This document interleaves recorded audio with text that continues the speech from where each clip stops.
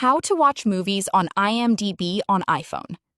On iPhone, the IMDb app is the fastest way to find out which service has a film and to open it there without hunting through 5 different apps. Open the App Store, search for IMDb, and install the official app from imdb.com Inc. Open the app and sign in with your Amazon or IMDb account. You can also use Sign In with Apple. Tap the Profile tab, open Settings, and confirm your country so the right providers appear. Open Preferred Services and tick every platform you subscribe to. Those services will then be listed first on every film page. Search for a movie or browse the Home tab, Coming Soon and Top Picks for ideas. On the title page, scroll to the Watch section under the poster. Each provider button shows subscription, rent, or buy, with the price where relevant. Tap the provider.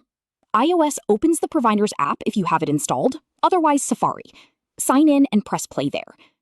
Use AirPlay from the provider's app if you want the film on your Apple TV or Smart TV instead of the phone screen. Tip: full movies never play inside IMDb itself. Only trailers, clips, and featurettes stream in the app. So keep your provider apps installed and signed in.